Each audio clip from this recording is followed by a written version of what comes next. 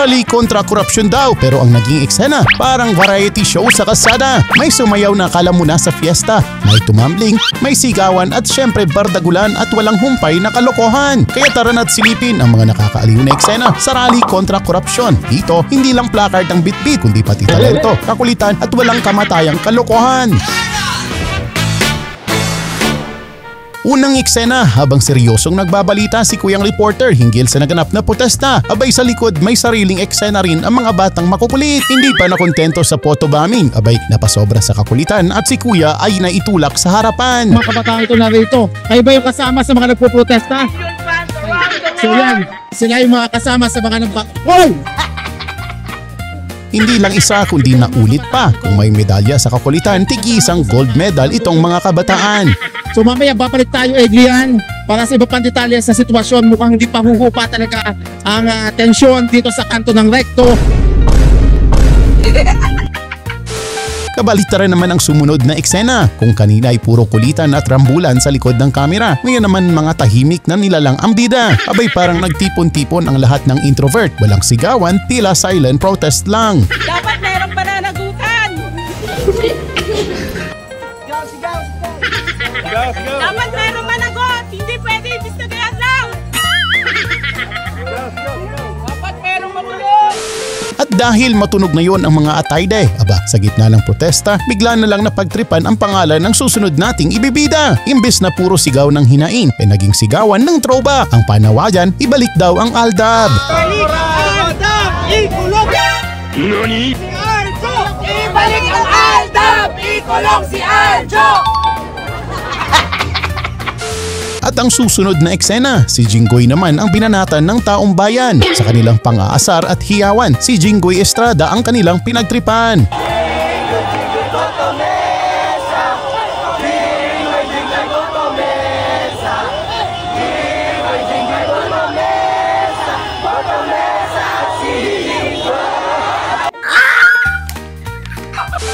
Sa gitna ng protesta, kanya-kanyang bit-bit ng placard ang taong bayan. Iba't ibang hinaing, panawagan at sigaw ng bayan. Pero aba, dito sa ating susunod na eksena, parang iba ang trip. Imbis na seryosong pahayag, kalokohan ang nakasulat.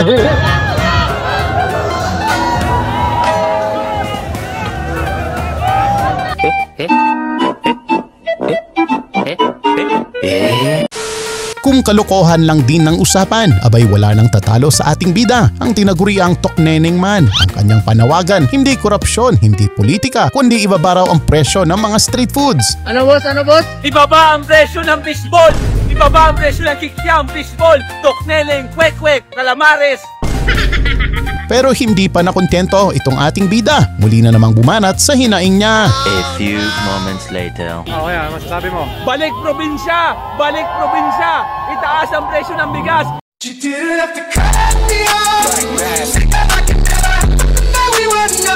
Ibaba ang presyo ng laptop! Ibaba ang presyo ng laptop, computer, cellphone!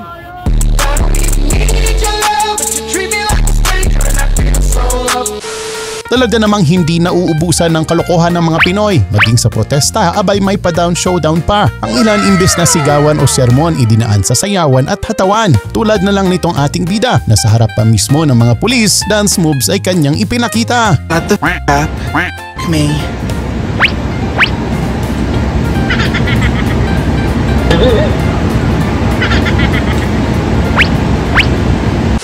Hindi lang isa kundi itong ating susunod na ibibida ay nagpakitang gilas sa harapan ng tagapagpatupad ng batas.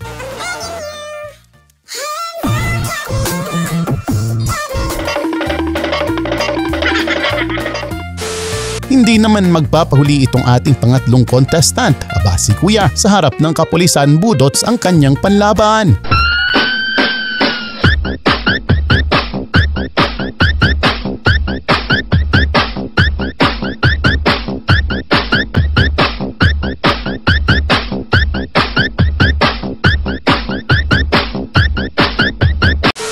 Hindi kalaunan, ibang talent naman ang kanyang ipinakita. Matapos sumayaw sa pagtumbling naman siya humataw.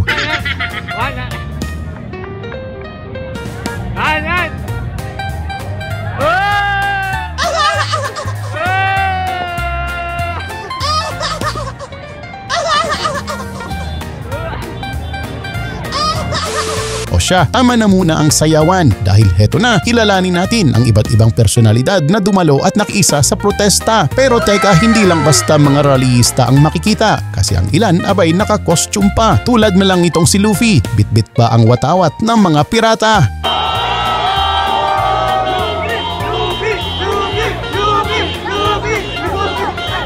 Kung may pirata abay hindi rin nagpahuli ang ating superhero na mataan din si Darna sa protesta. Ba't pwede pong isang Darna? Darna!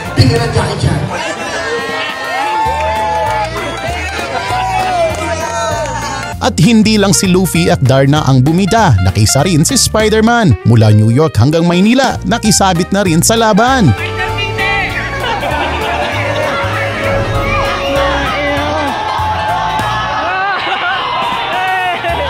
Kung may Spider-Man abat hindi rin magpapahuli si Batman. Pero imbis na Batmobile, motor ang kanyang sinapyan. Bakit naka-Batman tayo?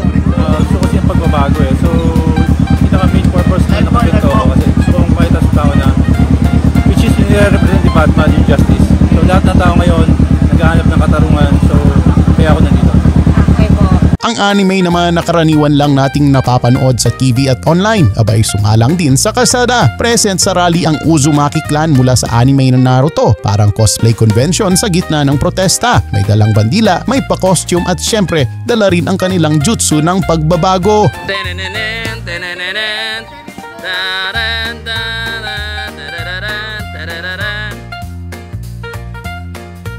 Pero sa lahat ng bumida, abay may pinakamatindi. Walang iba kundi itong ating susunod na ibibida. Ayon sa mga rallyista, napaaga raw ang second coming dahil sa sobrang korap ng gobyerno natin. Sa sobrang kurap nyo, bumaba na si Lord.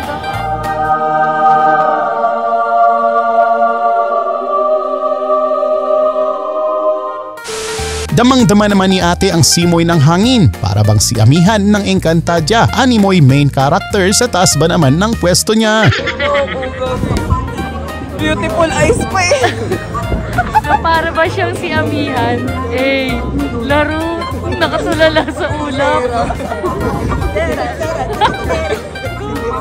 Na para bang end-cup siya. Hindi ko kinaya, tingnan mo.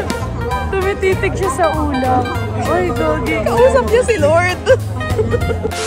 Kakaiba naman ang trip ng susunod nating bida. Hindi siya superhero, kundi nag-ala basurero. Suot ang costume na trash bag at wig na buhaghag. Parang ready sumabak sa costume contest, hindi sa protesta. Sige!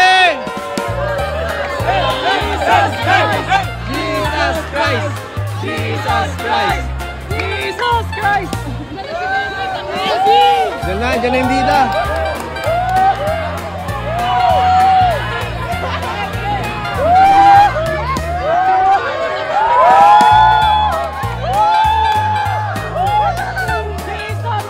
Kahit basura ang tema, panalo sa atensyon ng madla. O siya, check muna ng mga gamit dahil itong susunod nating bida, matapos ang rally parang jackpot winner sa dami ng nasungkit. Cellphone dito, cellphone doon. Baka isa pa sa inyo ang kasama sa kanyang loot collection. Rally ang punta pero cellphone hunting talaga ang pakay niya. Aba, saan ka galing? Dun sa rally kanina umaga. Dami niya na. Saan galing yan? Dun sa mga vlogger, mga nagtakbuhan kasi kanina, mga nagkakagulo. Ito, may wallet pa nga oh, tsaka may smartwatch. Yun ang dami-dami cellphone. Paldo, aba. Paldo ka dyan. Oo, paldo talaga. Oh. Ganda ng bag. Pumasok ka na sa loob, baka masundan ka nila. Sa rally kontra korupsyon, hindi lang sigawan ang pasabog, kundi pati sayawan, tawanan at pati na rin ang tumblingan. Sa dami ng nakakaaliw na eksena, parang nagkaroon ng libreng comedy show sa kalsada. Talagang hindi na lang balita ang balita dahil ang bawat protesta nagiging fiesta. Kaya naman sa Pilipinas, kahit seryosong laban ay may halo pa ring kulitan. At dito na nagtatapos mga eksenang hitik sa kaganapan. Sa ating paghahanap, good vibes ang natagpuan. Kaya huwag kalimutang mag-subscribe at mag-like para laging updated sa mga kwelang eksena. Hanggang sa muli mga tropa!